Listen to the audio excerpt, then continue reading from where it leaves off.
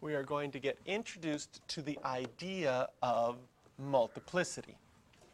So if you had x squared minus 2x plus 1, and you were wanting to graph that. So if I wanted to graph y equals x squared minus 2x plus 1, since that's factors, that's the same as graphing y equals x minus 1 squared. And if you graph that using transformations, that's just a parabola moved 1 to the right. So if I was going to graph that, moved 1 to the right, there's my parabola. Now, if we were graphing this using our intercepts, you would say, I know that my y-intercept is at 1, and if I factor it, I get x equals 1 as my x-intercept. In fact, I get x equals 1 as my intercept twice. Because if I factored this, can you see that you would get x minus 1 equals 0? And you'd get the answer of 1 twice. You still only have one answer. The answer is only 1, but it happened twice. So we say that that answer has a multiplicity of 2.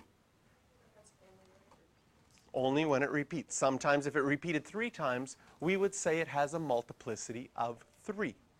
Now something interesting happens when things have multiplicities.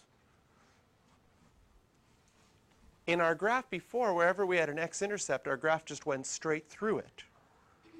But when your graph has a multiplicity of 2, it bounces off of your x-intercept. Just like a parabola bounces off of there.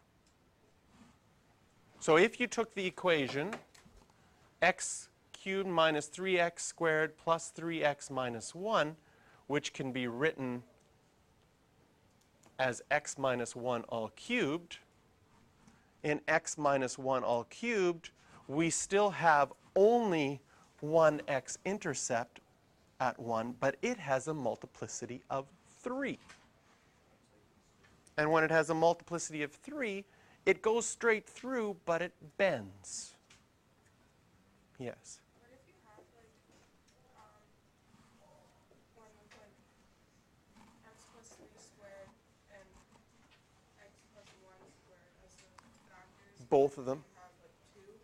You have Two multiplicities of 2 would have 2 bounces. You could have... Would you say it has 2, or would you say it has 4? No, you would say each root has a multiple. You talk about each root separately, and you would say each root has a multiplicity of this, and then when you graph it, it either bends, bounces, or goes straight through. So we're going to write some special notes off to the side beside this multiplicity stuff. And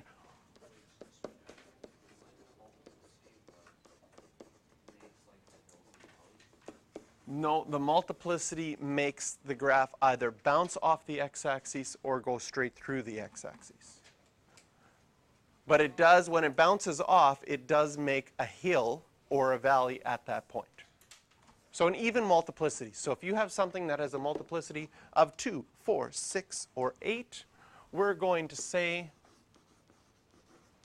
the graph bounces. This is my own words. I like them. Yeah, because it, boom, yeah, right? It's like you drop a ball on the x-axis, it bounces off of it. The graph bounces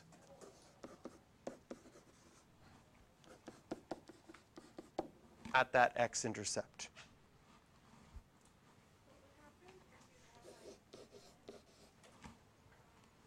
We're gonna see in our next example what happens when you have it all together. All odd multiplicity. In odd multiplicity, we separate it into if it's just 1 or 3, 5, 7, and so on. Odd multiplicity, your graph always goes through your x-intercept. At 1, it goes straight through. No bend, no nothing. Just goes straight through. But at 3, 5, and 7, it bends at the x-intercept. So we're really going to see what happens when we get to our next example. So in the examples that we saw here, okay, here it has a multiplicity of 2. We would say x equals 1 has a multiplicity of 2, and it bounces off of your x-axis. And here, x minus 1 is to the power of 3. You would imagine if you wrote it equal to 0 and expanded it, that's what x minus 1 cubed equals, and oh, x equals 1, x equals 1, x equals 1. It has a multiplicity of 3 because the same answer happens 3 times. And it's an odd number, and so it bends. Still goes straight through, but bends. Yes? Like this is straight through, and this is bent as it goes through.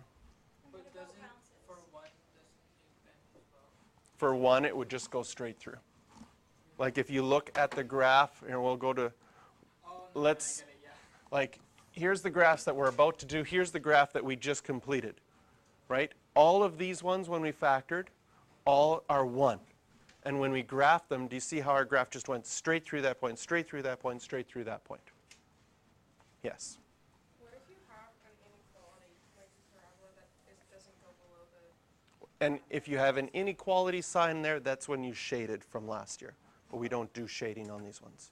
You could. But it doesn't affect the way it bounces because it already goes off. You would remember when you did your inequalities, you still graphed the original function first and then either shaded above it or shaded below it. So you would still have to graph the original function. So in this one, it's already factored. Okay? Can you see that you could find end behavior? We have to think, what degree is this function? And is the leading coefficient positive or negative? So you look here, you would have an x to the 4, and here you would have an x to the 1. Putting those together would give you an x to the 5 graph, because you have an x to the 4 multiplied by an x to the 1.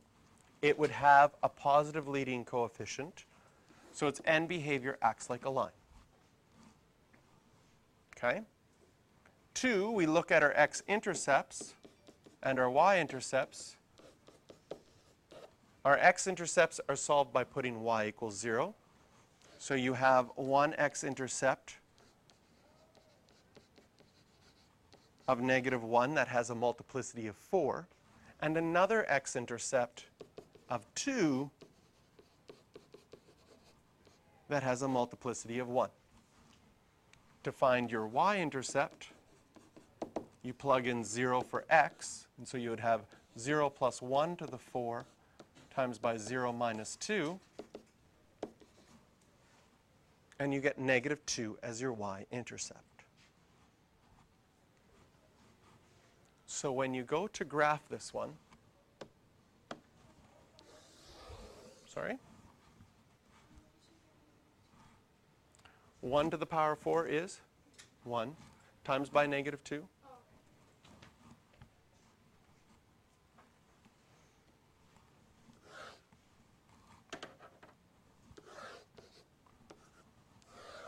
So when we go to graph this, we know that our y-intercept is at 0, -2. We know that we have x-intercepts at -1 and at 2. And we know the end behavior acts like a line, means that it starts from down here and has to end up here. My first x-intercept has a multiplicity of 4. That means as I come up to that point, it needs to bounce because it's an even multiplicity. It's going to go through my y-intercept, and then at 2, it's an even number. It will just go straight through, no bounce or bend. And here's the shape of our graph. Again, we don't know how far it goes down, but that isn't asked of us. We're not asked to say exactly where the minimum is. We're just going to get a sketch of the general shape with our x-intercepts and y-intercepts. Looking at part B. To find the y-intercept, Yes, because the y-intercept is when x is 0.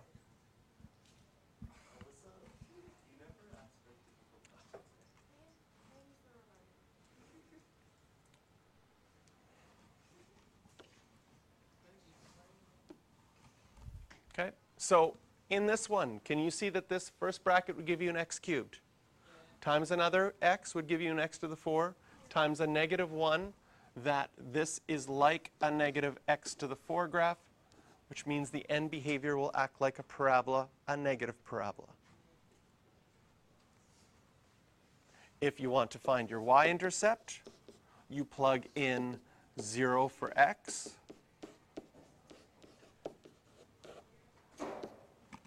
Careful with your mental math on these. Do your order of operations. 1 cubed is 1, times a negative 3 is negative 3, times a negative would be positive 3. If you want to find your x-intercepts, plug in 0 for y.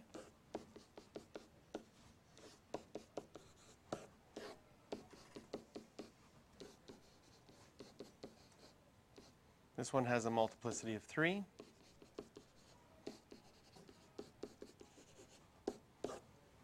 And x equals 3 would have a multiplicity of 1.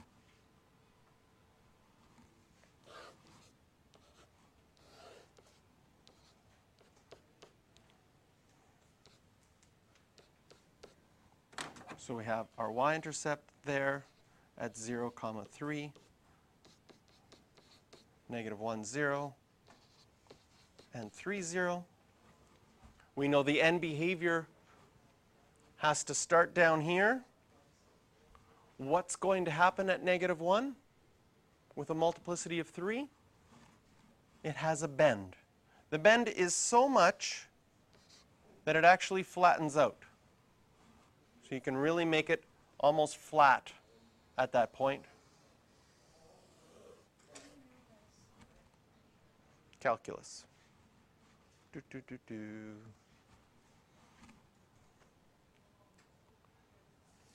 So you go home tonight and you say, when your parents ask, what did you learn today? I learned I really need to take calculus next year.